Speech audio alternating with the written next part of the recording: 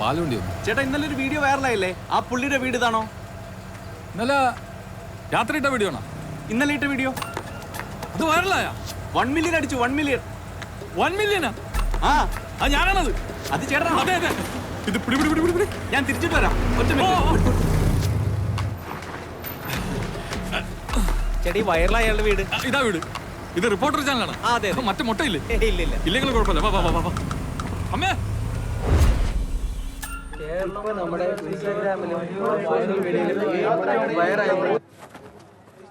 നമ്മൾ പഴയ ആൾക്കാരല്ല, സെലിബ്രിറ്റികളാണ്. മനുഷ്യൻ നാടില്ലേ? റീൽസ് ചെയ്യുന്നവർക്ക് എന്തോന്ന് നാണോടി. അമ്മേ ഇങ്ങനെ നിൽക്കാതെ വല്ല വെള്ളോ ചായോ എടുത്ത് അടിച്ച് കേറി വാ.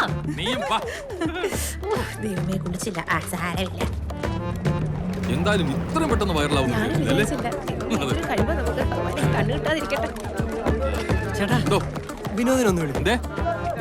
അല്ല വിനോദ് ഡ്യൂട്ടി കഴിഞ്ഞിട്ട് ഇന്നലെ ലേറ്റ് ആയിട്ടാണ് വന്നത്. ഞായറാഴ്ച ഒരു 10-10:30 മണിയാകുമ്പോഴേ എഴുന്നേക്കുള്ളൂ. ഇപ്പൊ എന്റെ ഭാര്യയും എന്നെ എടുത്താൽ വിനോദം കൂടി ഉണ്ടായിരുന്നെങ്കിൽ നമുക്ക് ഫാമിലി ആയിട്ട്. വിനോദിന്റെ പേരൊക്കെ എങ്ങനെ പഠിച്ചാൽ എനിക്കറിയില്ല. ഒരു മിനിറ്റ് ഇപ്പോൾ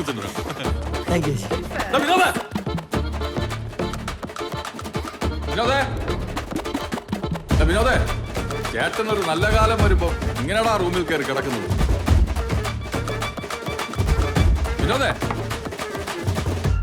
വിനോദ സംഭവം വൈറലായി. ഏഷ്യാനെറ്റ് 24 നമ്മളെ റിപ്പോർട്ട് എല്ലാരും താഴെ വന്നിട്ടുണ്ട്. എടാ എന്റെ റീൽസ് വൈറലായി. ഞാൻ ഫേമസ് ആണ് ഇപ്പൊ. നീ വാങ്ങട്ടെ. നമുക്ക് പറയാലോ ശ്രീരാജിന്റെ അനിയനാണെന്ന്. എന്റെ വയറ് ഇനി BBC കൂടെ വരുള്ളൂ. ബാക്കി എല്ലാവരും എന്റെ അനിയൻ.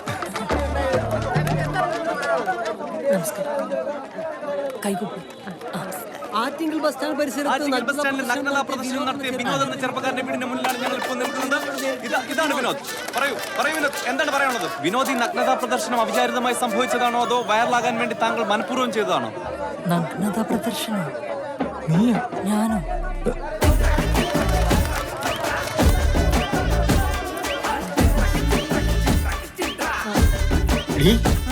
നമ്മുടെ മോനെ നഗ്നതാ പ്രദർശനം നടത്തിയെന്ന്. തുണി പൊക്കി കാണിച്ചെന്ന്. ശ്രീരാജല്ല, വിനോദ്.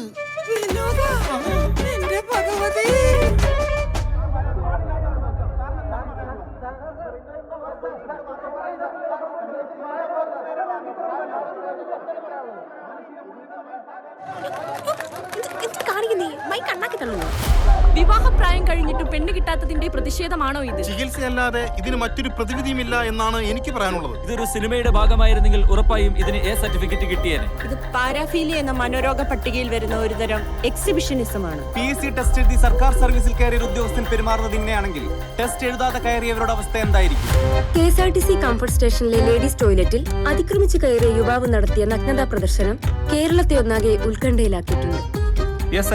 നമ്മുടെ സുനിൽ, റിപ്പോർട്ടർ സുനിൽ ലൈനിലുണ്ട്. വിനോദ് എന്ന ചെറുപ്പക്കാരൻ സാമൂഹിക പ്രതിബദ്ധതയുള്ള ഒരു ഗവൺമെന്റ് ഉദ്യോഗസ്ഥനായിട്ട് കൂടിയും ഇത്തരത്തിലുള്ള ഒരു പ്രവൃത്തി അത് സമൂഹത്തിന് തന്നെ വളരെയധികം ദോഷകരമാണ്.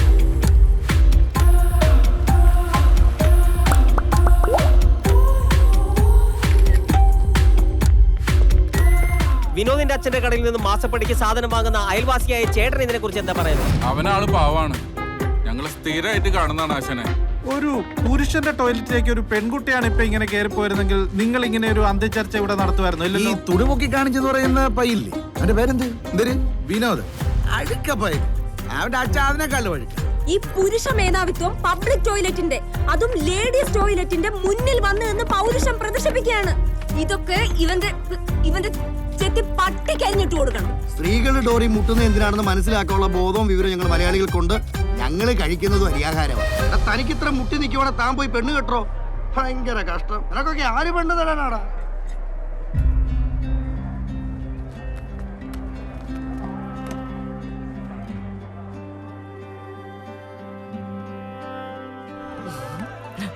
നിനക്കൊന്ന് ഫോൺ വിളിച്ചെടുത്തൂടെ? എത്ര പ്രാവശ്യം വിളിച്ച്?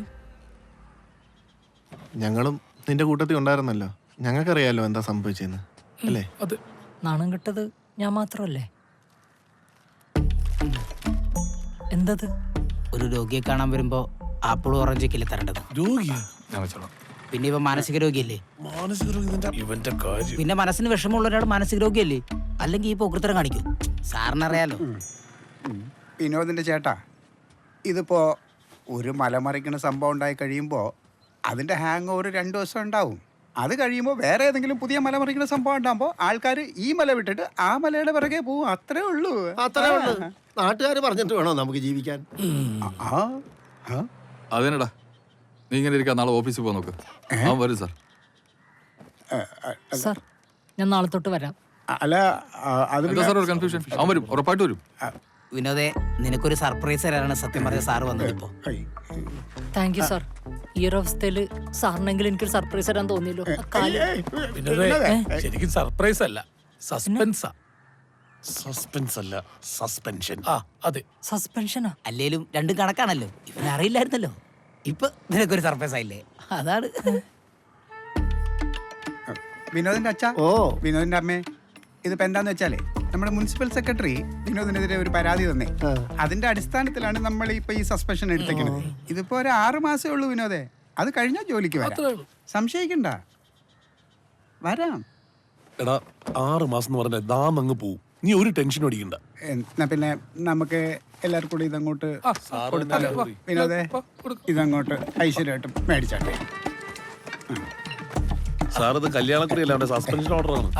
എന്നാലും ആരെങ്കിലും ഫോട്ടോ എടുത്തിരുന്നെങ്കിൽ